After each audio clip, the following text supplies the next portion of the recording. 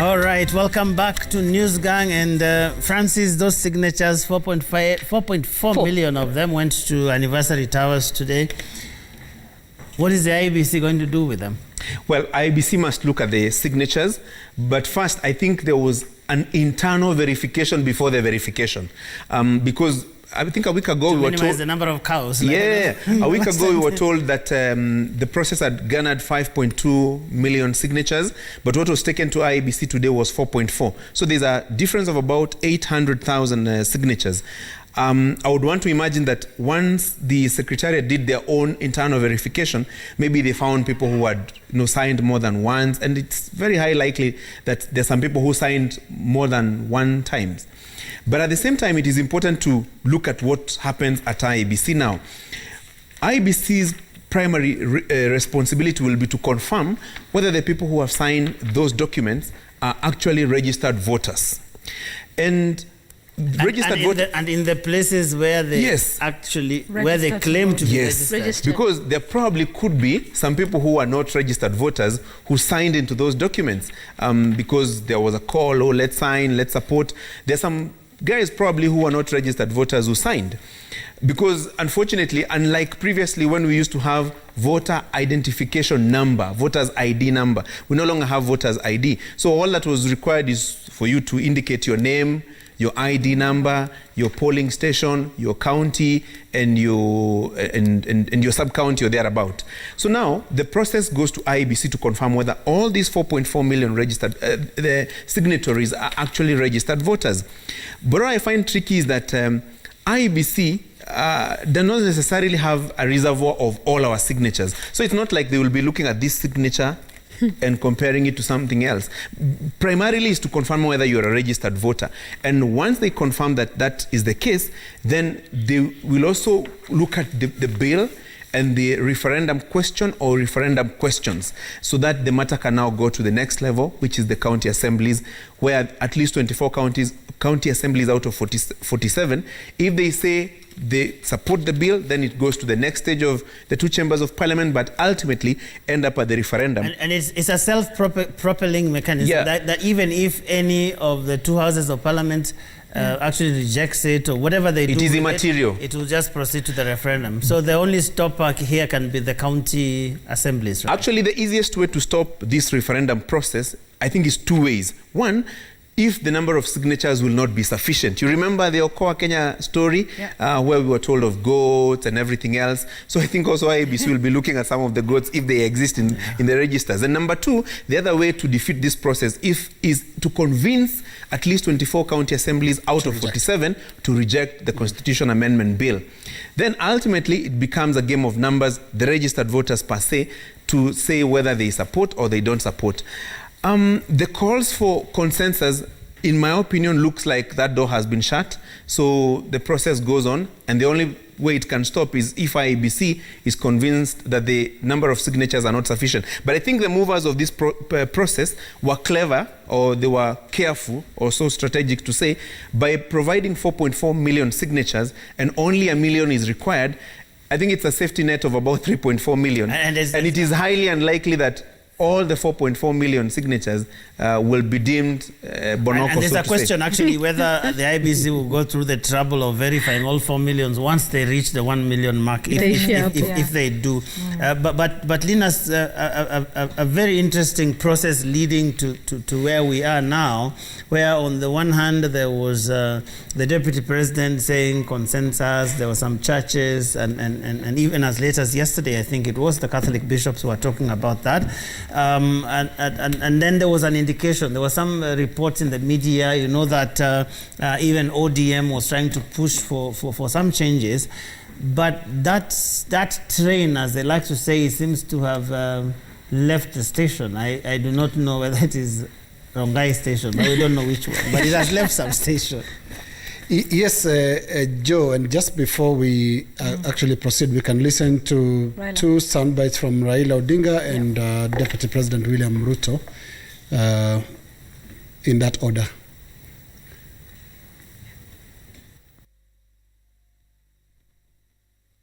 are saying that if you don't want it, you have a democratic right to oppose.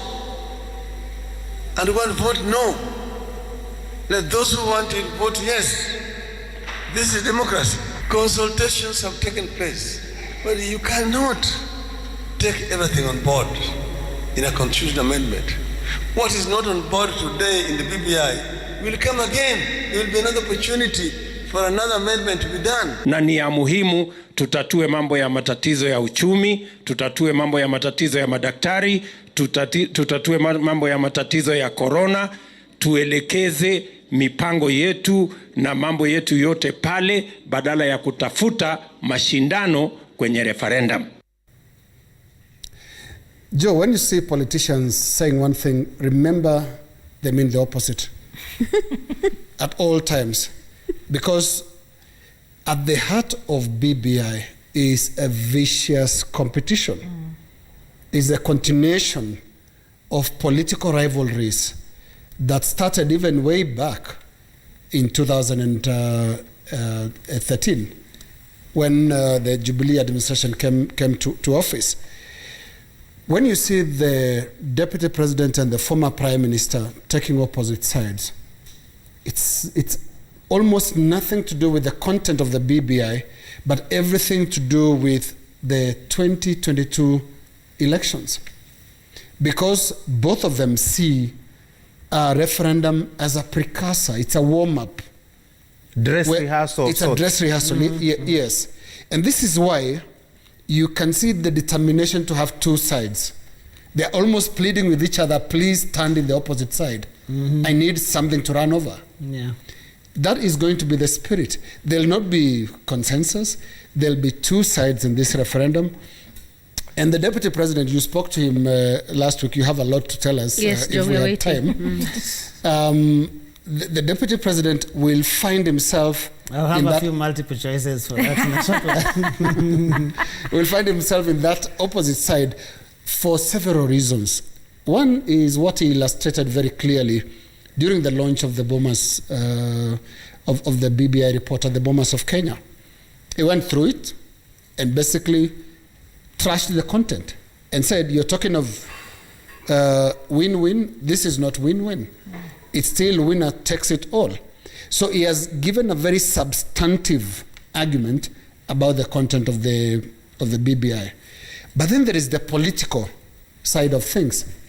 And I think in your interview and the press conference that preceded that, Francis, you remember the press conference on Tuesday last week? Yes. What the deputy president was saying is, okay, let's have the referendum, but can we have it with the election of 2022? Yes. Yeah, he actually talked about the process, the content, and the timing. Yes. Yeah. All those three were short code for don't do it. We want the current constitutional dispensation in place. That is the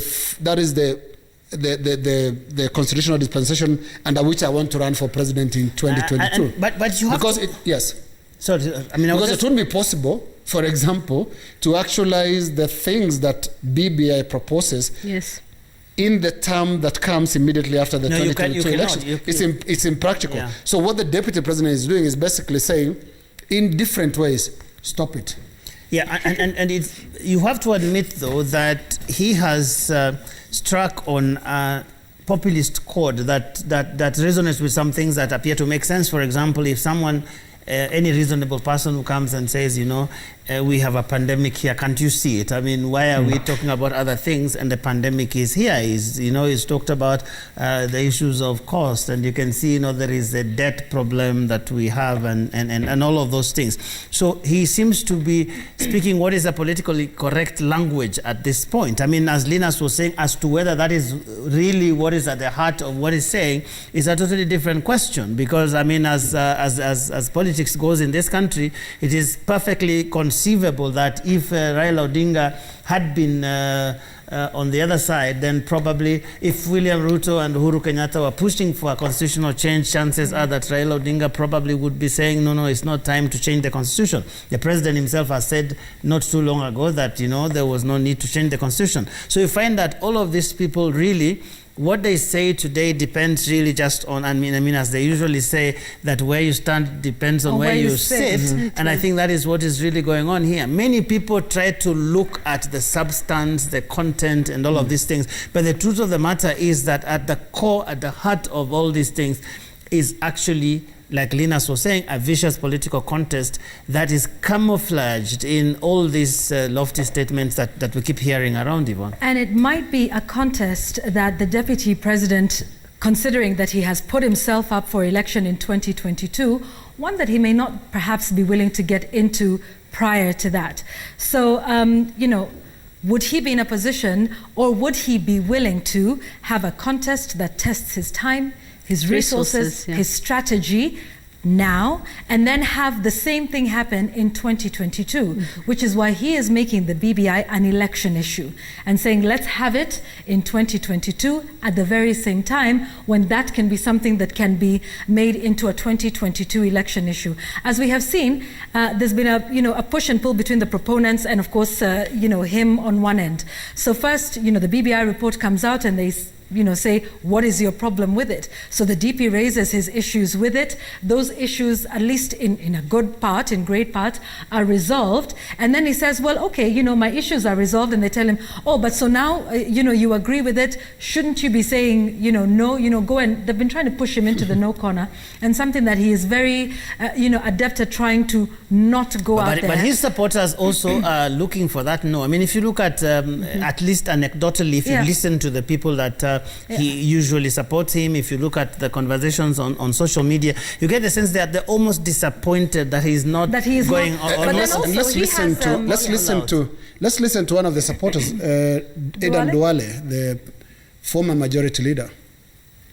It is legitimate to question the wisdom of spending 14 billion shillings a year before an election that will cost us another 42 billion going by the 2017 figures. Politically, then you have your lieutenant say what you don't want, to say. So it's no without being in the no camp, and it's strategic on his part. He's a deputy president. He's the chief principal assistant of the president. You cannot be who is, pushing the BBI agenda in a constitutional referendum. So where would that leave him? And and you can see the push by ODM leaders, telling him go into the no camp, and he's very deftly trying to play his cards into do we need one? Let's have consensus and that sort of thing. So I think he's trying to be so when they're pushing him there, basically what they're saying there without saying is one, they're saying probably you think you have a lot of money. Let's see how much money you have, because apart from the 14 billion that Adan Duale is talking about, a referendum is about money. And if you're going to be the person leading whatever camp, whether it is no or yes, you actually have to spend. And therefore, if you're the deputy president, and here you are running something that is completely counter to what the president wants, I wonder how much of state resources you're going to have in your corner to push this one. So it means that at some point he would have to dig into probably his campaign war chest of 2022, and Gashuri will tell you that Eliud Kipchoge would not be running a banana marathon just before Ineos. And Joe, looking at how you're talking about how much the president is pushing the BBI. In every event that he has attended in the past few days lately, it always somehow comes up, including today. The Kenya Nimimi event that had the youth, and he had this whole open session where he was being asked questions. The BBI and what is contained in it in terms for how it would benefit the youth was, he spoke about it at length. Even the former Prime Minister Raila Odinga, at every event he goes to, the BBI comes up. And it shows you how much this thing is being pushed by the President and the ODM leader. And as you said, CSs as well. Wherever they go, it comes up. And I think, as they say, train ishaondoka kwa station ishaenda. You can see it has the support of the state machinery. The timelines that you were given, Gashuri, in terms of after signatures, ni kupeleka bill kwa counties, after that bring it to the National Assembly, after that, this is going to be followed to the letter. And you're not even going to worry about whether resources will be available or not. And people are complaining about how nurses and doctors and clinical officers are complaining about getting the money that they need and they deserve. But pesa za kuendesha BBI will be there. And we will see this until April, June when the referendum will be done, na itafanyika. And I don't think there'll be any question of any more changes into this document. I think it's going to go as is, because the issue of whether it's possible to add in any last-minute amendments, I think is over. Because you look at it even legally, because the document that is being signed for now is already an already published bill. So even trying to change anything right now, something that is already being given signatures, the next stage of the IBC, may actually have issues, legal questions. And Lina, some people were saying, today, and Gashuri will tell us who it was, but someone was saying that the train has left now, that they could catch a taxi to catch up with the train. To catch up with the train. But something Jamila is raising, which is interesting, which goes into one of the things that the DP has been talking about, this whole thing of having several questions, multiple, they called it a multiple choice, I think it was, where you can agree to this and refuse this and whatever. And I've had some pushback lately about what Article 257 talks about is a bill.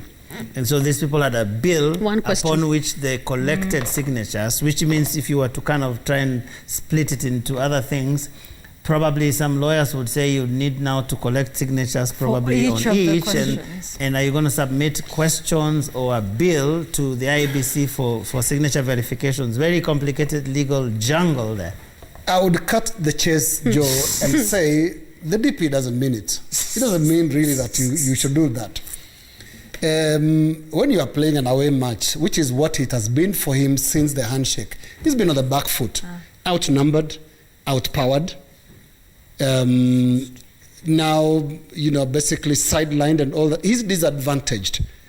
And when you are playing an away match, in football terms, use all tactics. Waste time, wind down the 90-minute clock. Arsenal knows about this. True. No, take time. You want this show to continue to the end. Yes, course corners, throw balls, and take long to start the play and all that. And I think this is what DP is doing. If we can get anything that can disrupt this process, that can stop the 2021 referendum, he'd use it. In your interview, you know very well, you remember, Joe, it opened American style. We have priorities. You mentioned the names of, I think, Dr. Washira. Yes. Well, this one here, but also a former MP, Washira Karani. He did. Because basically what he was saying is, look, there are more important things. COVID is so important. And Francis, when you spoke of politicization, in the Maasai language, we say a snake follows the stick. So if there is a stick, so what? COVID-19 is a political issue. Mm-hmm. Smart politicians will use it. I mean, smart businessmen are making a lot of money out of COVID-19. Why shouldn't politicians make political capital out of it? COVID-19 can actually make people angry. Everybody is upset about the death of Dr.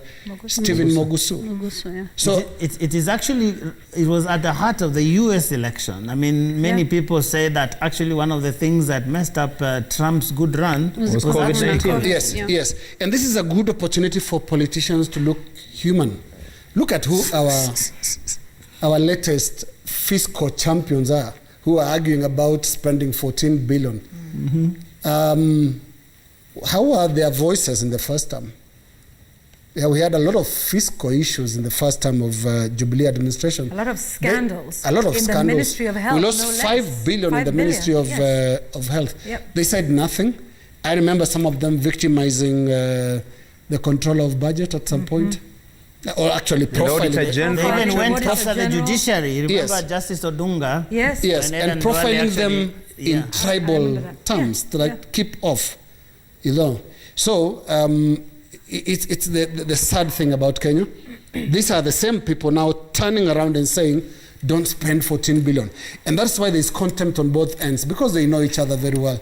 They say, hey, come on, Francis, you can't tell me anything about spending 14 billion. And that is the problem. That's why it's going to be a very difficult conversation among politicians on whether it's right or wrong to spend 14 billion. Because both ends know very well they have wasted more than 14 billion. Worse things with they have done worse things, yes. Okay, I think we need to go home. A small one. You see, these... there'll be another time yes. When we'll be going for another referendum. You see there's a schedule that was issued in Naivasha, you remember, that specifically told us at this time, this is what is going to happen. You talked about time wasting in football circles. Yes. If you don't conduct this referendum as was outlined in that schedule by June next year, forget it. Why? Because there are some specific things that need to be done in time for the general election in 2022. Yes. There's a whole question of reconstitution of IEBC, if not the recruitment of 4 commissioners to replace the ones who resigned. There are processes that need to be sorted out. If you're creating the 70 new constituencies, you need to start the process of delimitation. Yeah.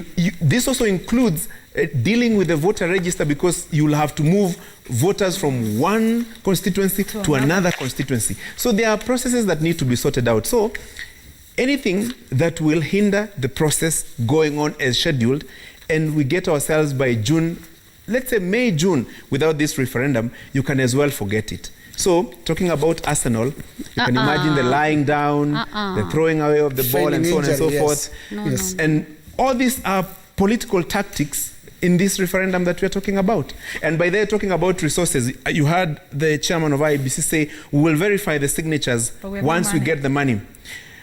Take this to the nearest SACCO, or is it a bank? Resources to verify the signatures will be availed.